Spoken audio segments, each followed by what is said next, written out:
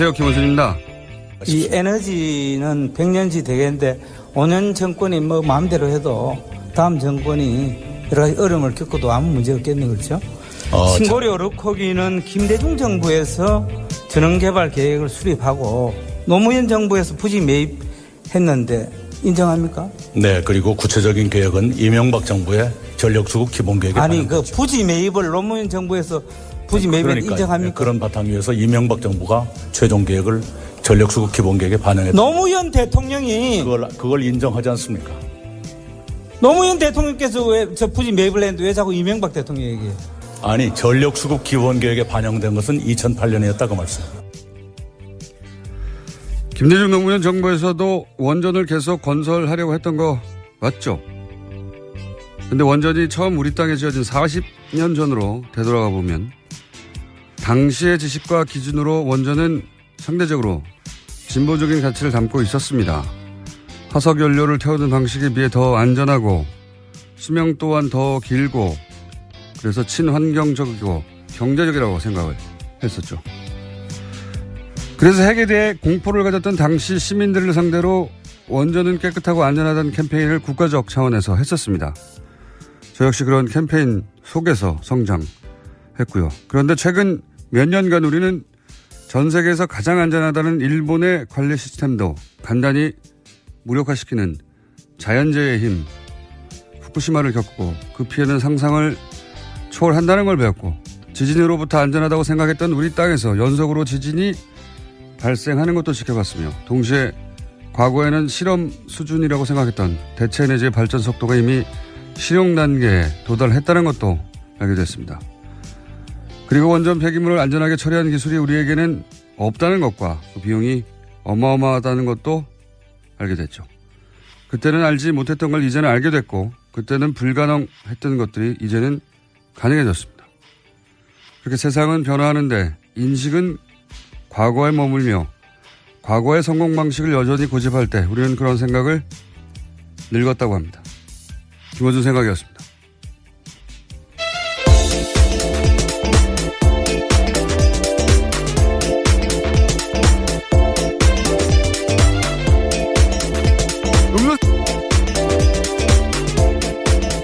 시사인의 김은지입니다. 네.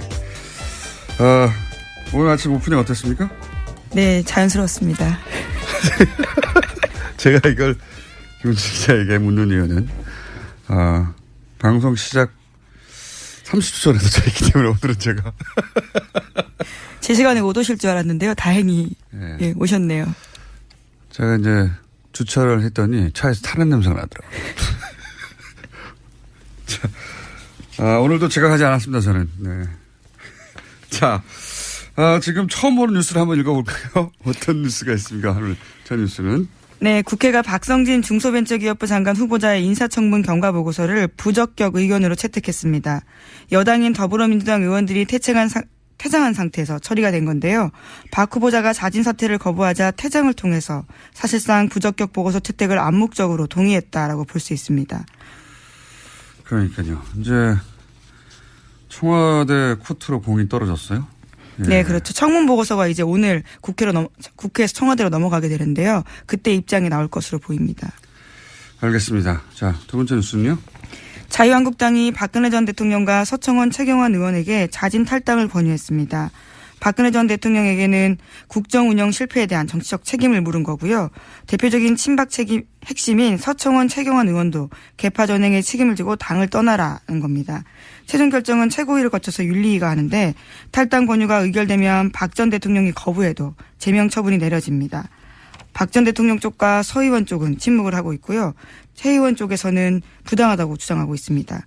이 같은 불협 화음이 커질 것 같자 홍준표 대표는 징계 논의 시작을 박근혜 전 대통령 1심 선고 무렵인 10월 중순으로 늦추자라고 제안했습니다.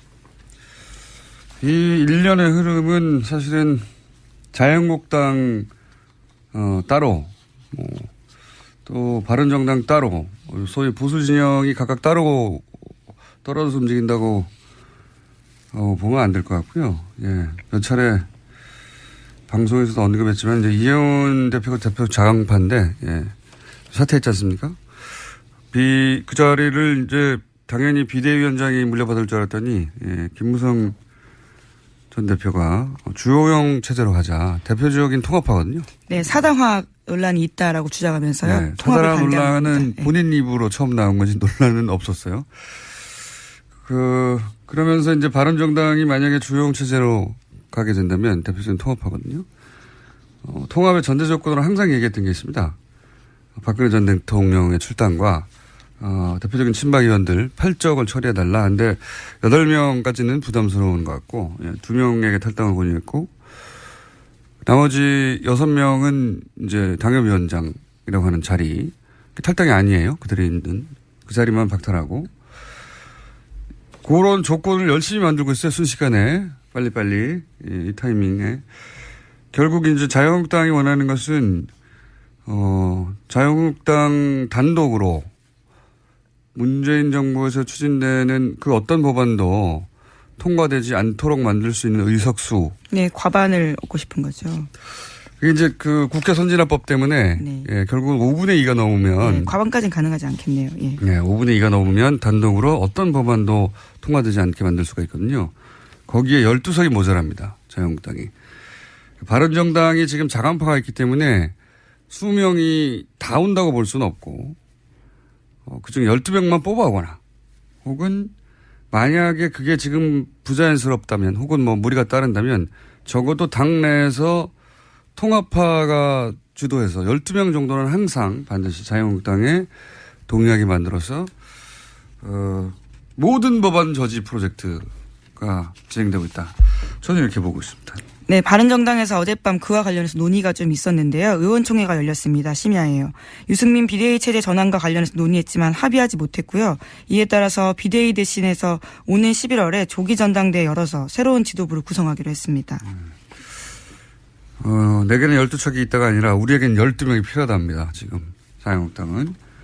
그래서 모든 법안 저지 프로젝트가 거의 지금 목전까지 와 있는 상태. 그 정도 진행된 걸로 저는 보입니다. 이제.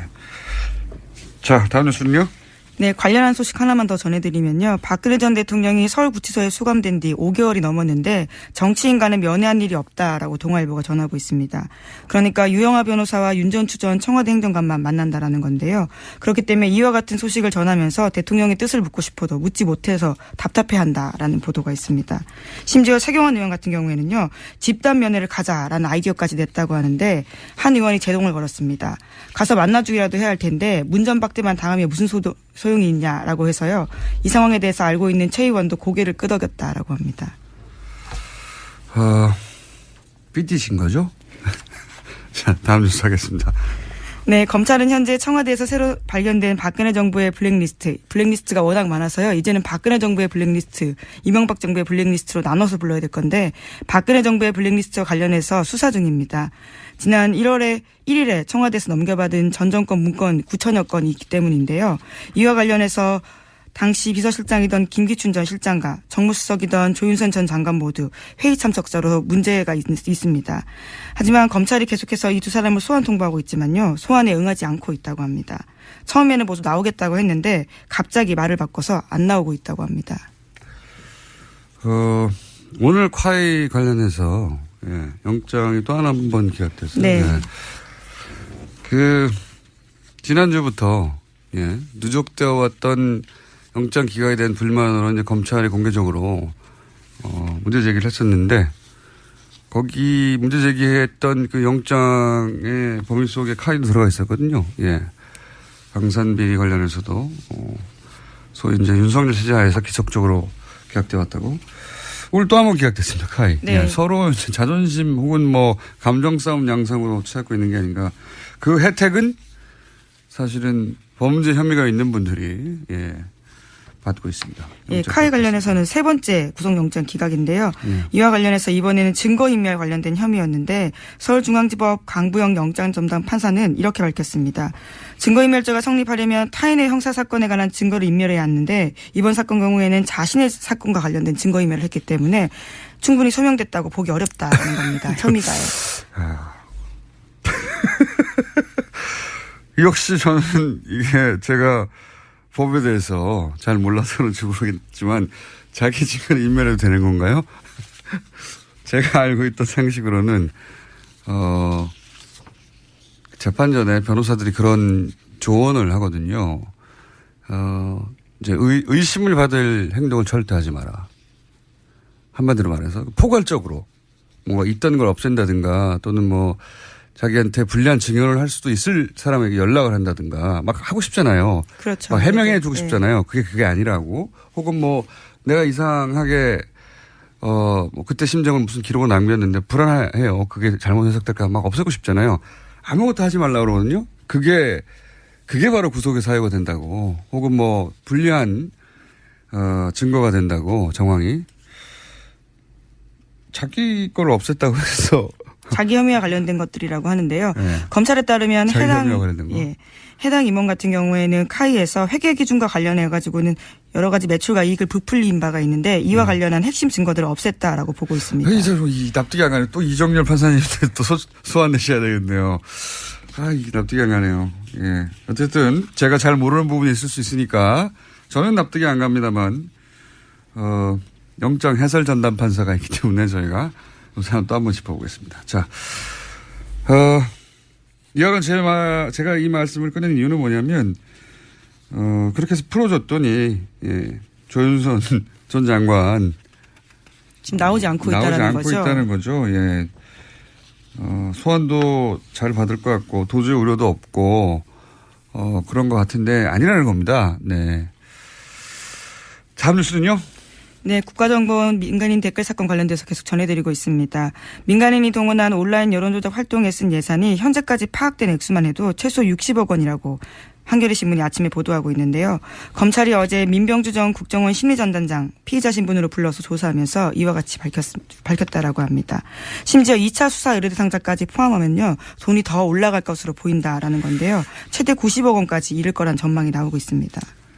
저는 3달 숫자 정도는 썼을 거라고 봅니다. 이게 당시 이명박 정권에서는 차기 정권이 보수 정권으로 탄생하지 않으면 본인이 바로 단죄 대상이 될 수 있다라고 생각했었기 때문에 8, 90억이 중요한 게 아니었거든요. 네.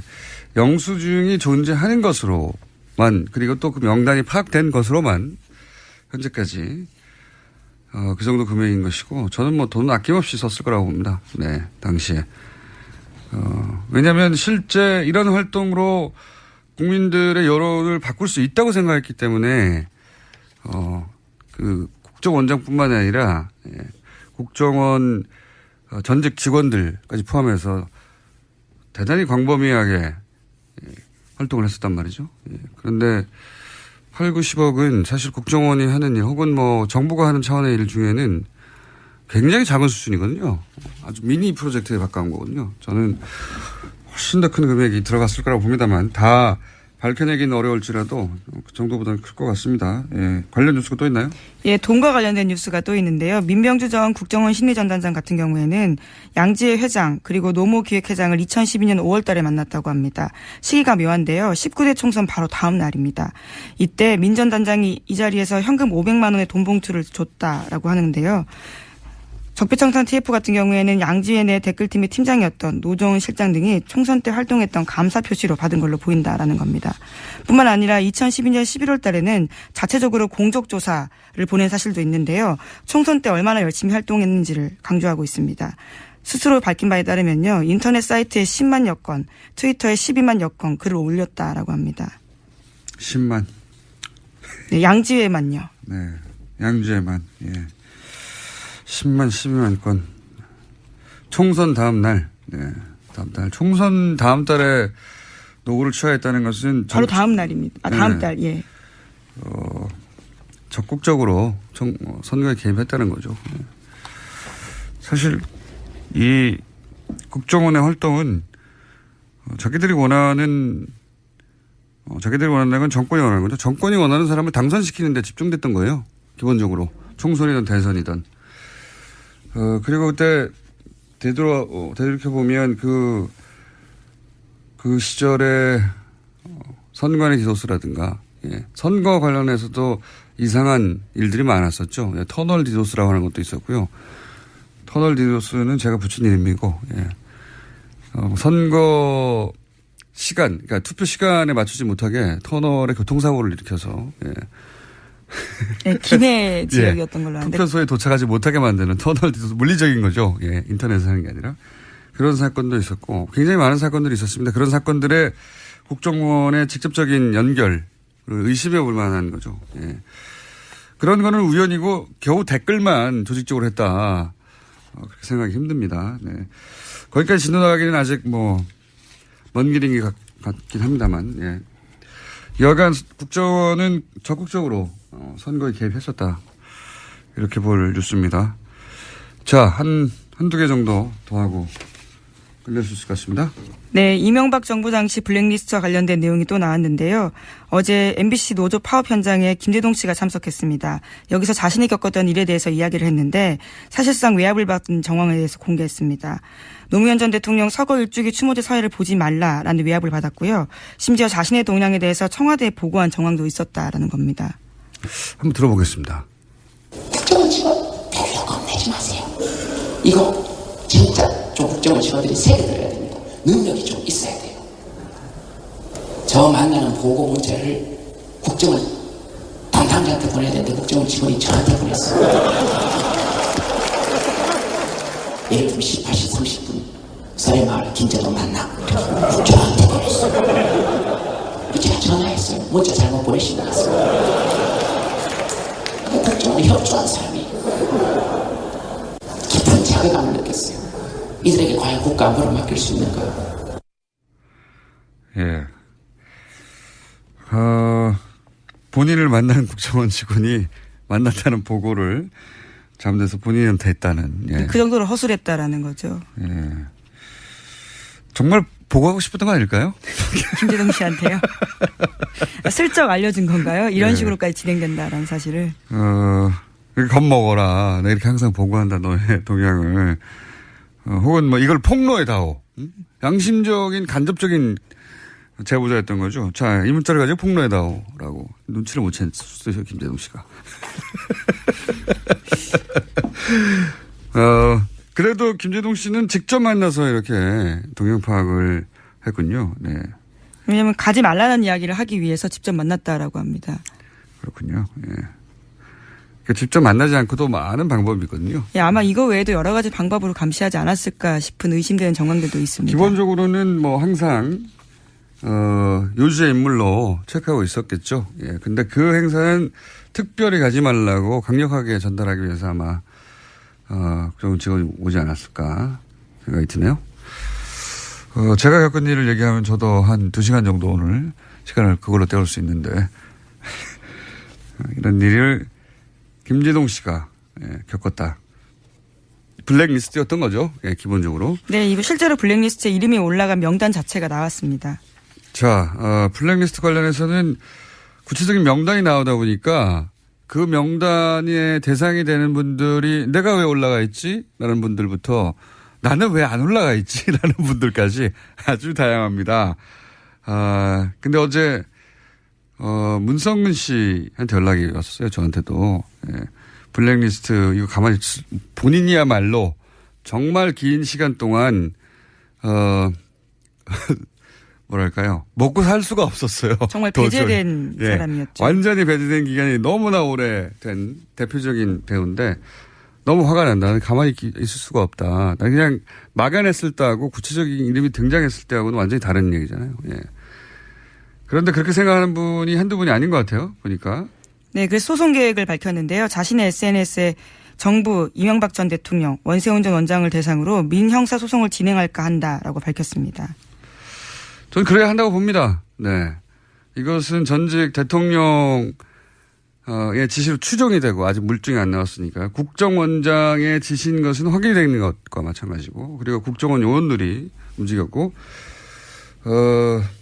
그리고 국가가 당시 이걸 방임했기 때문에 저는 이거는 민형사 소송이 가능할 뿐만 아니라 반드시 해야 된다고 봅니다. 네, 실제로 실행된 사실까지도 있는 건데요. MBC, KBS 같은 경우에는 퇴출된 의원, 실제로 이름을 올린 사람들이 퇴출되기도 했었습니다.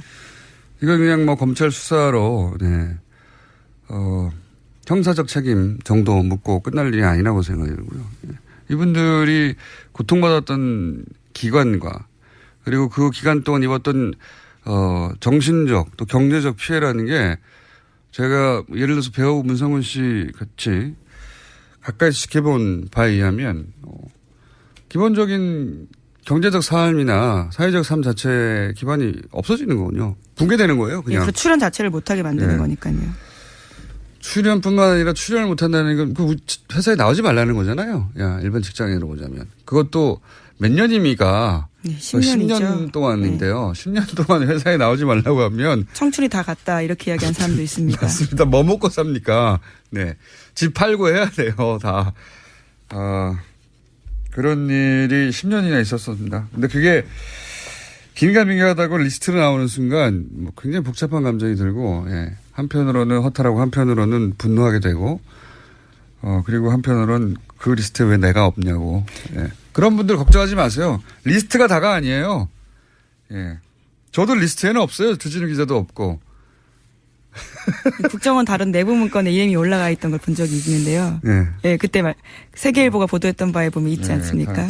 다른 문건에 있을 겁니다. 예, 걱정하지 마시고요. 문건이 많이 나오면 본인 이름도 등장할 수 있어요. 자, 시간이 다 됐네요. 예.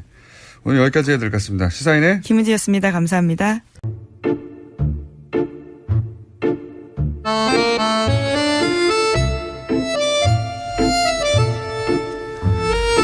뜨거운 코너입니다. 더불어민주당 안민석 의원 나오셨습니다. 네, 안민석 의원입니다. 오늘 이 자리가 아주 불편합니다. 아시죠, 김성태 의원님? 자유한국당 임성태 의원님 나오셨습니다. 안녕하십니까? 예, 김성태입니다. 예. 네. 내부자 둘. 저희가 자유한국당의 김성태 의원님이 바른정당의 김성태 의원님이었다가 갑자기 신분이 변했을 때 한번 저희 문자창이 폭발한 적이 있습니다. 네. 이 문자들이 모니터를 뚫고 나오지 않을까 싶을 정도의 폭발적인 문제가 있었는데, 예. 최근에 거의 그에 맞먹는 수준으로, 네. 문자가 터지고 있습니다. 심지어는 출연하지 않는 날 문자가 몇백 통씩 오고 있다. 어떻게 생각하십니까? 안민석 의원님? 저도 곤혹스러워요. 우리 김성태 의원님이 지난번 최순실 국정농단 게이트 청문회 위원장 때 보여주셨던 그런 모습으로 국민들에게 초질간 평가됐다 그러면은 저도 이 자리가 더 신나고 또 함께 선의의 경쟁도 하고 또 국민들에게 또 재밌는 프로그램을 만들어냈을 텐데 지난번 그 박쥐파동에 이어서 이번에는 또 장애인 부모들 또 일반 국민들의 아주 그 마음을 아프게 하는 일이 생겨서요. 정치라는 게요. 별거 아니라고 봅니다. 가난하고 힘없고 이 사회적 약자들의 눈물을 닦아주는 행위가 정치라고 보거든요.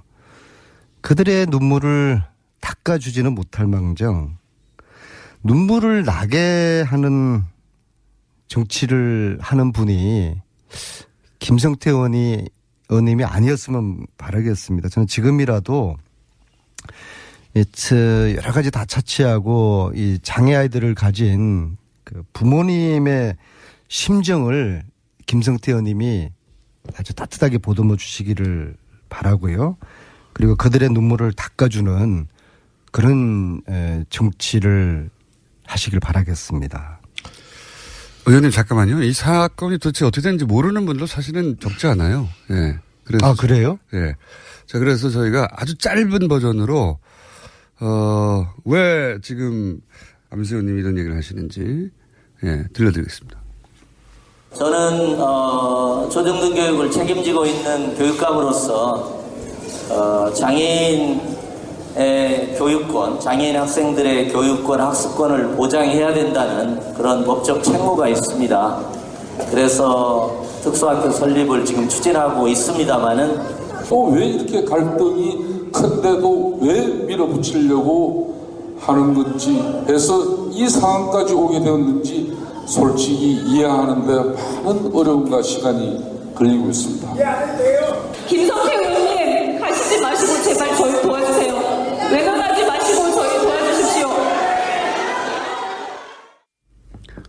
간단 요약하면, 예. 한 부지가 있는데, 거기에 한반병원을 짓자라고 하는 주장도 있고, 애초에 학교 부지이기 때문에 거기에, 장애인 특수학교를 지어야 한다.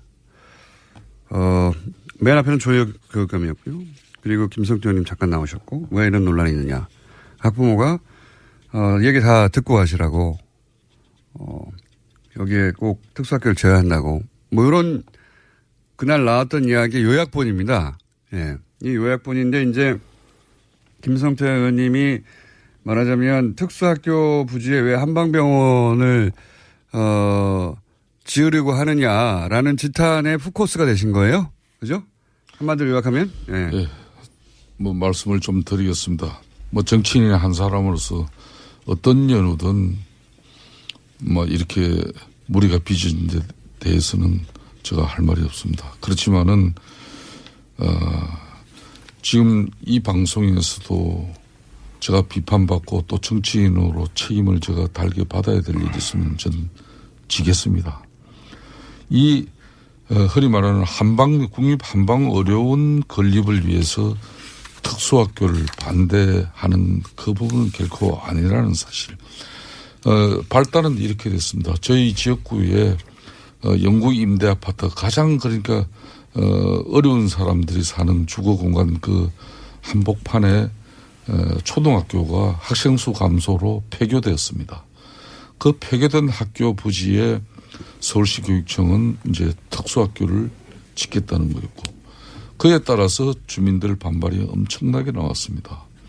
그래서 그 주민들 반발을 무마하고 또 이 특수학교도 건립될 수 있는 저는 윈윈하는 그런 방안을 가지고 지난 약 3년 동안에 활동을 했죠. 그 방안이 이제 쉽게 말하면은 저희 지역구인 주민들과 갈등과 또 주민들과 대립을 통한 어떤 그런 특수학교가 건립되지 않는 부분이 아니라 이 대체 부지를 확보해서 그 대체 부지에 특수학교가 건립이 되고 또 그 애초 폐교된 자리에는 지역의 오랜 수건인 국립 한방어려운을 건립하면 서로 윈윈할 수 있다는 그런 관점으로 시작이 된 것인데 이게 뭐 이런 큰 오해가 불러일으키는 방향으로 가게 된 것은 대단히 아프게 심합니다. 자, 이렇게 해명이 나왔고 안민석 의원님 하실 말씀 있으십니까? 네. 문제의 본질은 네. 그 부지에 한방 부지가 설립될 수 없는 조건이라는 거예요. 네, 학교 부지에 한방병원이 학교 부지에 네. 제가 서울시 교육청하고 보건복지부의 이야기를 들어봤는데 보건복지부 입장도 분명합니다. 서울시 교육청이 그 학교 부지를 용도 변경을 해주지 않는 한은 네. 이건 진행될 수 없다. 또 반면에 서울시 교육청은 그것은 용도 변경해줄 수 없다고 조현 교육감의 입장이 단호하고 그래서 학교 부지는 안 바꿔주거든요. 어쨌거나 과거에 어떤 일들이 있었는지 모르겠지만은 지금 이거는 불가능한 일이 되어버렸고요. 따라서 저는 이제 이 기회에 과연 그 주민들께서 또 특수학교를 반대하는 이유에 대해서 우리가 좀 사회적 편견을 가지고 있는데요. 특수학교를 들어오면은 그 동네에 영향을 미치고 안 좋은 영향, 특히 집값이 떨어진다. 근데 최근에 부산대 연구소에서 특수학교가 들어왔을 때 집값에 어떤 변화가 있는지를 연구를 했는데 전혀 변화가 없어요. 이제 그런 사회적 편견이 좀 사라졌으면 좋겠고요. 저는 국회에서 교육을 담당하는 상임위원회에 있는데요. 그분이 계시죠. 네. 네. 하늘이 두 쪽 나도 참 어울리진 않습니다. 교육과 안민석 의원님. 제가 교육학 박사입니다. 알고 있습니다. 오늘 농담할 기분이 전혀 아닙니다. 공장장. 네. 하늘이 두 쪽 나도 강서의 특수학교는 네. 설립될 것입니다. 그래서 이후에 수습이 장애인 부모들의 이 지금의 눈물이 잘 닦여지기를 그렇게 바라고 저도 도우고 김성태 의원님도 그런 입장이어야 되지 않겠습니까? 저는 처음부터 초지일간 저희 지역에 그 폐교 자리에 서울시 교육청에서 특수학교를 건립하겠다는 입장 나왔을 때 저는 반대하지 않았습니다. 근데 왜 이런 오해를 사고 계세요? 그 주민들이 상당한 큰 반발을 하게 되었죠. 그걸 나는 주민들 갈등을 봉합하고 또 서울시 교육청에 오직하면 15년 동안 서울시에 특수학교 하나 안 되었겠습니까?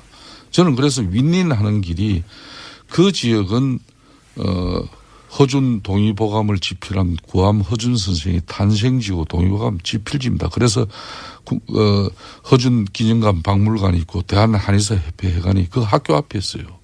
그래서 이제 지역 주민들은 이 학교가 폐교되면은 한방 의료시설이 들어오기를 강력하게 바랬던 것이고, 그런데 어느 날 이 특수학교 들어오니까 주민들 반발은 컸죠. 제가 정치를 10수년간 한 사람인데 서울교육청 학교시설인데 서울교육청 협조가 안 되고 무슨 지역 주민들 아무리 수군이라도 국립한방 어른이 될 리는 없죠. 그래서 그러면은 이 특수학교 문제부터 해결해주고 지역 주민들의 수군, 주민들의 반발도 무마하는 게 좋겠다. 그래서 이 특수학교 대체 부지를 추진하게 됩니다. 그게 바로 저희 지역구 또 마곡지구 여의도보다 더 큰 땅을 개발하는데 거기에. 아니, 그거는 지금요. 예. 저 해방 전 이야기고요. 아니요. 아무튼 제가 이렇게 한번 정리를 한번 해볼게요. 저희 이야기 잠깐만 들어보십시오. 그래서 지난 이야기들 그 하지 대체 마시고요. 부지를 예. 조현 교육감도 서울시에 공장장 계십니다마는 5차례나 대체 부지 요청을 합니다. 심지어 2016년 11월은 강서지역 특수학교 신설 계획이라 그래가지고 마곡의 대체부지는 인근에 공동주택이 없어 민원의 소지가 적고 공원에 접하고 있어서 학생들의 정서 발달 및 체험 활동에 도움을 줄 수 있으므로 특수학교 입지의 최적 요건이라는 이 의견을 제시합니다. 이렇게 조현 교육감이 5차례나 서울시의 대체부지를 통해서 그 지역 주민들과 갈등을 무마하면서 특수학교를 건립하려고 요청했어요. 그걸 안 되는 걸 조영 교육감이 저한테 협조를 구해왔습니다. 저는 좋습니다. 그럼 조 교육감님, 제가 이 특수학교 대체부지 제가 앞장서서 해결하겠습니다. 근데 공약이 그렇게 해서 의원님 공약이 먼저였지 않습니까? 예, 아닙니다. 의원님 한방병원 설립을 거기 하겠다는 공약이 먼저 있고 나서 아닙니다. 그래서 그게 아닙니까? 제가 오늘 그 서울시 교육청 공문이 네. 이게 2015년 5월 달입니다. 네. 그러니까 총선 공약은 작년 4월 13일이에요. 그러니까 이미 1년 전부터 서울시 교육청 조현 교육감이 서울시 박원순 시장에 이제 5차례 SH공사에 대체부지 협조 요청 공문을 보냅니다. 알겠습니다. 그래서 작년 4월 달 김성태 의원님, 해명이 길면은 변명이 되니까는요. 제가 제안 겸 한번 질문을 드려보겠습니다. 예. 그러면은 김성태 의원님이 공약으로 내세우신 한방병원 대신에 그 부지에 특수학교 설립하는 것을 적극적으로 도와주시겠습니까? 저는요. 지금 이제 이 대체부지를 통해서 주민들과 갈등을 피하고 특수학교도 설립되고 지역 주민들의 오랜 수군도 이루어지길 바라는 관점에서 중재 조정자로서 저는 역할을 다했을 뿐입니다. 이제는 저는 아무런 힘이 없습니다. 올 연초에 마곡의 그 공원, 중앙공원 부지에 정말 최적의 조건인 그 대체부지를 무슨 연유인지 조영 교육감이 입장을 바꿨습니다. 저는 그렇기 때문에 이 폐교된 공진초등학교 자리는 누가 뭐라 그래도 서울교육청 시설입니다. 서울교육청 판단이 우선입니다. 서울시 교육청에서 그 자리에 그렇게 주민들 반발이 있음에도 불구하고 특수학교 짓는다 그러면 어쩔 수가 없는 겁니다. 이거는. 저희 두 사람이 당은 틀리지만 네. 사회적 약자들의 눈물을 닦아줘야 되지 않겠습니까? 동의하시죠? 전 동의합니다. 자, 그러면은 지금 이 논란은 사회적 약자, 특히 이 장애 아이들 또 그 부모들의 그 절절한 심정, 그 심정을 담아내는 그런 편에서 우리들이 바라보고 정치를 해야 되지 않겠습니까? 저는 안민석 의원님 말씀 100% 공감합니다. 안 의원님도 정치 사선하시지만은 지역구에 목발 짚고 전동 휠체어 타지 않으면 일어서지도 못하는 장애인을 강력위원, 저 같은 경우는 서울시의원을 말하는 거고 아마 경기도는 경기도의원을 말할 겁니다. 그런 분 공천하신 적 있습니까? 저는 그런 분 공천했습니다. 지금도 저 지역에는 장애인 2분이 서울시의원을 합니다. 제가 왜 이런 말씀을 드리는가 하면 저는 특수학교 결코 반대하지 않습니다. 네, 그래서 그러면은 저도 특수학교, 교육위원회에서 도울 테니까 특수학교 그 학교 지어져야 설립 합니다. 적극적으로 우리가 도와주는데 팔을 걷어붙이고 좋습니다. 나서시죠. 그러니까 앞으로 네. 저의 역할이 있다 그러면 네. 저는 지역 주민들과 서울시 교육청과 또 장애인 학부모들이 충돌하고 갈등해서 지난 15년간처럼 특수학교가 서울시에 하나도 못 지어진 그 전례가 아니라 싸우지 않고 해결할 수 있는 방법이 있다 그러면은 손자병법에서도 가장 제1의 병법이 싸우지 않고 이기는 길입니다. 저는 장애인 특수학교 다른 지역도 아닌 저 지역에 건립하기 위해서 모든 노력을 기울인 사람입니다. 자, 의원님. 네. 그럼 물어보세요. 한 가지는 제가 납득이 안 가네요. 뭐냐면 예. 말씀하신 이 부지는 예, 대체부지. 예, 서울특별시 교육감이 신설 부지로 확보해 달라고 되어 있지. 이걸 대체 부지로 요구한 문서상으로는 적어도 예. 예, 문서상으로는 거기가 여러 가지 접근성이라든가 이게 좋다. 그래서 예. 거기를 신설해 달라고 했지 맞바꾸자는 얘기는 없는데요. 그게 그 이야기입니다. 네? 여기 그래서 강서 지역 특수학교 신설 계획이라고 돼 있죠. 네.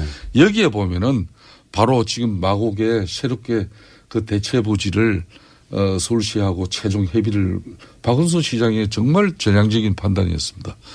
그래서 여기는 해당 부지는 인근 공동주택 이걸 바로 그 대체 부지라는 겁니다. 아니 신설 계획. 대체 부지라는 얘기가 없고. 그게 여기를 보시면은요. 예.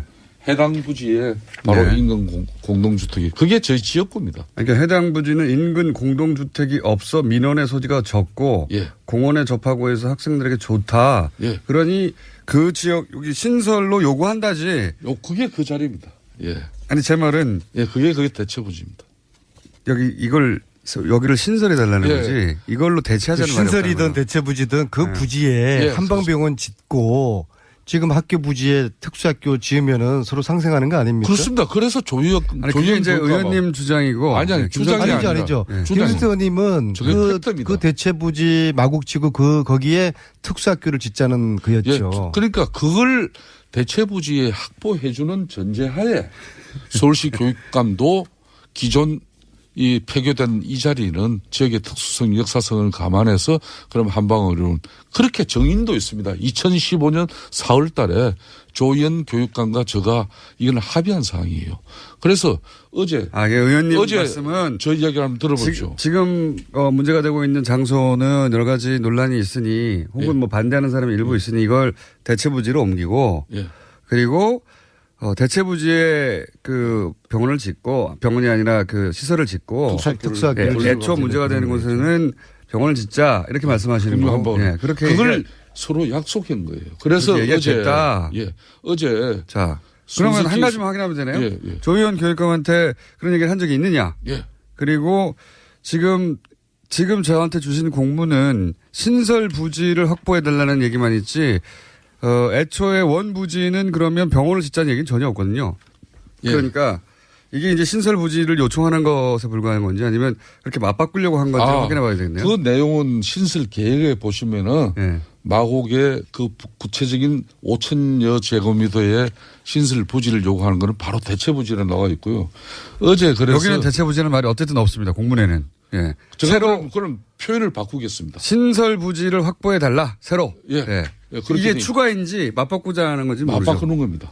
그러니까 아마도 이 과거에 대한 그 이야기는 아마 조희연 교육감 이야기 들어보면은 또 입장이나 과거 일에 대한 해석이 또 틀릴 겁니다. 그래서 이 이야기에 대한 논란보다도 지금 핵심은 학부모들이 원하는 또 아이들이 원하는 그 부지에 특수학교를 설립하느냐 마느냐 그것이고 그것은 하나의 특수학교를 설립하는 차원을 넘어서 대한민국 사회가 좀 더 사회적 약자들을 위해서 진일보한 그 상징적인 그런 징표가 될 거라고 봅니다. 예, 그리고 특히 문재인 정부에서 우리가 어떤 소수자에 대한 배려 또 사회적 약자에 대한 그런 배려를 추구하는 그런 철학을 가진 정부이기 때문에 이것은 저희들로서는 물러날 수 없는 것입니다. 하늘이 두 쪽 나도 그 학교 부지에 특수학교를 저희들은 세울 것입니다. 그래서 어제까지 JTBC를 비롯한 4개 방송에서 토론 자리를 마련해 주겠다는 그런 제안을 해왔어요.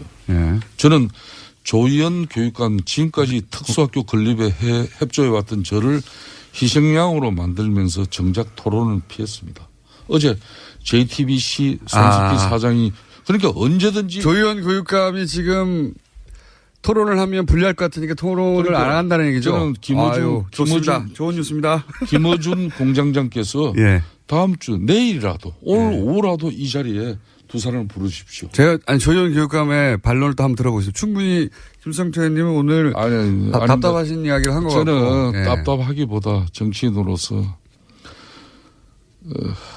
정말 속이 답답하고 터집니다. 지난 수년 동안 지역 주민들과 이 충돌하지 않으면서 특수학교도 만들면서 지역 주민들이 또 바라는 그런 수건 사업도 해결하기 위해서 남의 지역도 아닌 저희 지역에 그 대체부지를 마련하는데 협조를 하고 그렇게 해서 서로 윈윈하는 길을 걷고 싶었지만은 어그러졌습니다. 그래서 저는 이제는 아무런 힘이 없습니다.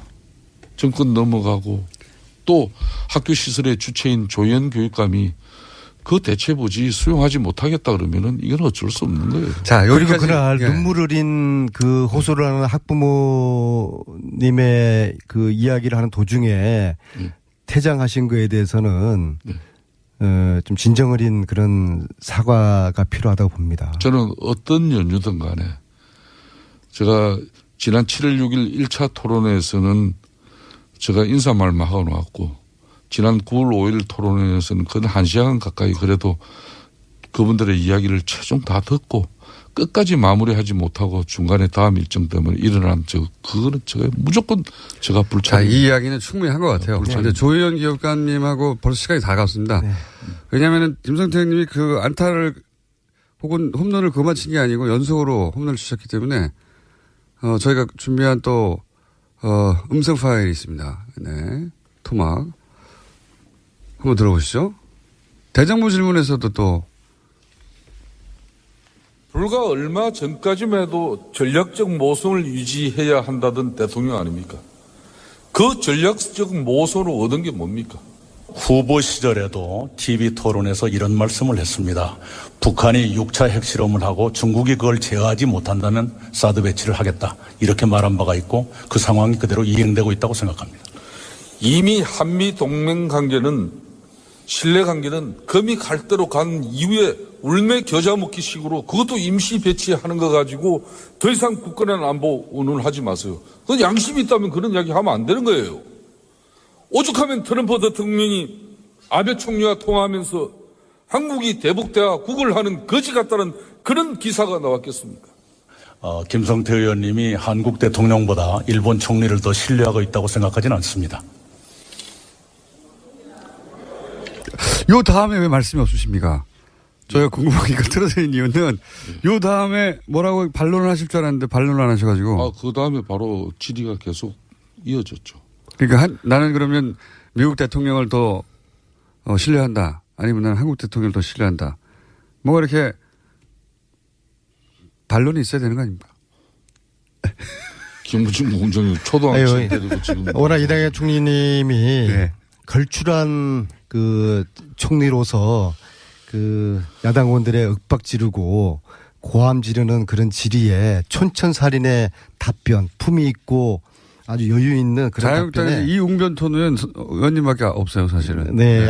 아니, 다른 의원님들도 마찬가지예요. 아니, 거기는 고함만 지르고 그래서 의원님 약간 투쟁적인 웅변토. 걸출한 총리께서 야당 의원들의 질의에 잘 대응을 해 주셔서 국민들이 아주 지금 속이 후련하다고 하시지 않습니까? 앞으로도 걸출한 총리께서 걸출한 그런 답변 또 총리 역할을 잘 해 주시길 바라겠습니다. 아니, 총김대님에 대한 얘기를 할 게 아니고, 김성태 의원님과. 김성태 의원님은 저희 얘기에 대해서 할 말이 없으시죠? 아니죠. 네. 저는 이낙연 총리 정말 안민석 대단한 김성태 분이었습니다. 의원입니다.